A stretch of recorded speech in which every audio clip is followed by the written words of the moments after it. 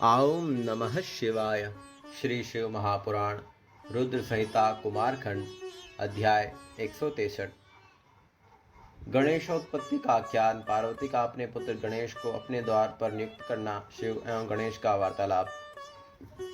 सूत जी बोले, तारक के शत्रु कुमार के अद्भुत तथा उत्तम चरित्र को सुनकर प्रसन्न हुए नारद जी ने ब्रह्मा जी से प्रीतिपूर्वक पूछा। नारद जी बोले, हे देवेश, हे देवदेव, हे प्रजानाथ, हे शिव ज्ञानिधे, मैंने आपसे कार्तिकेय का जो आख्यान सुना था, अमृत से भी वह चरित्र उत्तम है। अब मैं गणेश जी का उत्तम चरित्र सुनना चाहता हूँ, जिनका जन्म एवं चरित्र अत्यंत दिव्य एवं सभी मंगलों का भी मंगल करने वाला है। सूत जी बोले, उन महामुनि नारद का यह वचन सुनकर ब्रह्मा जी प्रसन्नचित्त हो और शिव जी का स्मरण करते हुए कहने लगे। ब्रह्मा जी बोले, कल्प के भेद से गणेश जी का जन्म ब्रह्मा जी से भी पहले कहा गया है। एक समय शनि की दृष्टि पड़ने से उनका सिर कट गया और उस पर हाथी का सिर जोड़ दिया गया। अब मैं श्वेत कल्प में जिस प्रकार गणेश जी का जन्म हुआ था उसे कह रहा हूँ, जिसमें कृपालु शंकर जी के द्वारा उनका सिर छेदन किया गया था। हे मुने, शंकर जी की सृष्टि करता है, इस विषय में संदेह नहीं करना चाहिए। वे सबके स्वामी, वे शिव सगुण होते हुए भी निर्गुण हैं। है मुनि श्रेष्ठ, उनकी लीला से ही इस विश्व का सर्जन, पालन एवं संहार होता है। अब आदर पूर्वक प्रस्तुति चरित्र सुनिए। शिव जी के विवाह के उपरांत कैलाश चले जाने पर कुछ समय के बाद गणेश जी का जन्म हुआ। किसी समय पार्वती जी की सखियां जया एवं विजया पार्वती जी से मिलकर विचार करने लगी। शिव जी की आज्ञा में रहने वाले नंदी, भृंगी आदि अनेक असंख्य प्रमद गण हैं। यद्यपि वे हमारे ही गण हैं, फिर भी शंकर जी की आज्ञा का पालन करने वाले वे सभी द्वार पर स्थित रहते हैं। स्वतंत्र रूप से हमारा कोई भी गण नहीं है। यद्यपि वे सब हमारे भी हैं, किंतु हमारा मन उनसे नहीं मिलता है, इसलिए वे अनधे।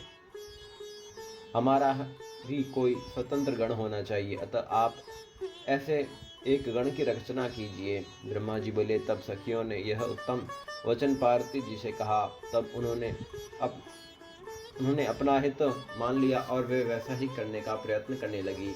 उसके बाद किसी समय पार्वती जी स्नान कर रही थी। उसी समय द्वार पर बैठे नंदी को डांटकर शंकर जी भीतर चले गए। शिव जी को असमय आता हो देखकर स्नान करती हुई सुंदरी जगदम्बा लज्जित होकर उठ खड़ी गई। उस समय अत्यंत कौतुक से युक्त पार्वती को सखियों के द्वारा कहा गया कि यह वचन अत्यंत हितकारी तथा सुखदायक प्रतीत हुआ। इसके बाद कुछ समय बीतने पर माया परमेश्वरी पार्वती ने मन में विचार किया कि मेरा भी कोई ऐसा सेवक होना चाहिए जो श्रेष्ठ हो और योग्य हो, मेरी आज्ञा के बिना रेखा मात्र भी इधर उधर विचलित न हो। इस प्रकार विचार कर उन देवी ने अपने शरीर के मैल से सर्वलक्षण संपन्न, शरीर के सभी अवयवों से सर्वथा निर्दोष, समस्त सुंदर अंगों वाले, विशाल, सर्व शोभा संपन्न एवं महाबली तथा पराक्रमी पुरुष का निर्माण किया। पार्वती ने उसे नाना प्रकार के वस्त्र, अनेक प्रकार के अलंकार तथा अनेक उत्तम आशीर्वाद देकर कहा, तुम मेरे पुत्र हो, तुम ही मेरे हो और यहाँ कोई दूसरा मेरा नहीं है। इस प्रकार कहे जाने पर उन पुरुष ने पार्वती जी को नमस्कार कहा। गणेश बोले, आपका क्या कार्य है, मैं आपके द्वारा आदिष्ट कार्य को पूरा करूंगा। तब उनके द्वारा इस प्रकार कहे जाने पर पार्वती जी ने पुत्र से कहा। शिवा बोली, हे तात, मेरे वचन को सुनो, तुम आज मेरे द्वारपाल बनो। तुम मेरे पुत्र हो, केवल तुम ही मेरे हो, तुम्हारे अतिरिक्त यहाँ कोई मेरा नहीं है। हे सतपुत्र, मेरी आज्ञा के बिना कोई भी मेरे घर के भीतर किसी प्रकार से हठपूर्वक न आने जाने पाए। हे तात, यह मैंने तुमसे यह सत्य कहा। ब्रह्मा जी बोले, हे मुने, पार्वती ने इस प्रकार कहकर अत्यंत दृढ़ लाठी उसे दी और उस बालक के सुंदर रूप को देखकर वे हर्षित हो गई।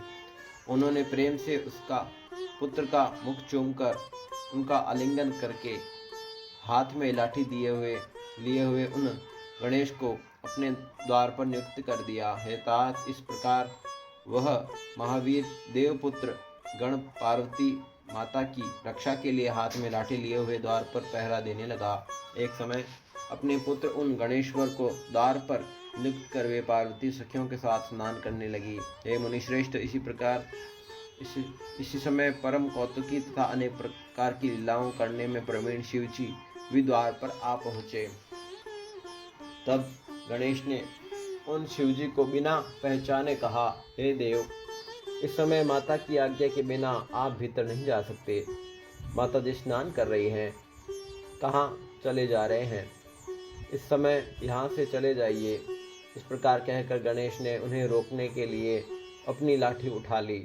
उसे देखकर शिवजी बोले, हे मूर्ख, तुम किसे मना कर रहे हो? हे दुर्बुद्धे, तुम मुझे नहीं जानते, मैं शिव हूँ, कोई दूसरा नहीं।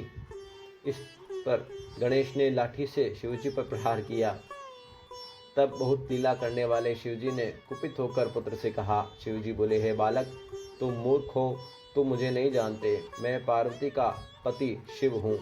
हे बालक, मैं तो अपने ही घर जा रहा हूँ, तुम मुझे मना क्यों कर रहे हो? ब्रह्मा जी बोले, हे विप्र, ऐसा कहकर घर में प्रवेश करते हुए उन शंकर जी पर गणनायक गणेश ने क्रोध करते हुए पुनः डंडे से प्रहार किया। तब अत्यंत कुपित हुए शिवजी ने अपने गणों की आज्ञा दी, हे गणों, देखो यह कौन है और यहाँ क्या कर रहा है? ऐसा कहकर लोकाचार में तत्पर रहने वाले तथा अनेक अद्भुत लीलाएं करने वाले शिवजी महाक्रोध में भरकर घर के बाहर स्थित रहे। ओम नमः शिवाय। श्री शिव महापुराण रुद्र संहिता कुमारखंड अध्याय 163 संपूर्ण हुआ।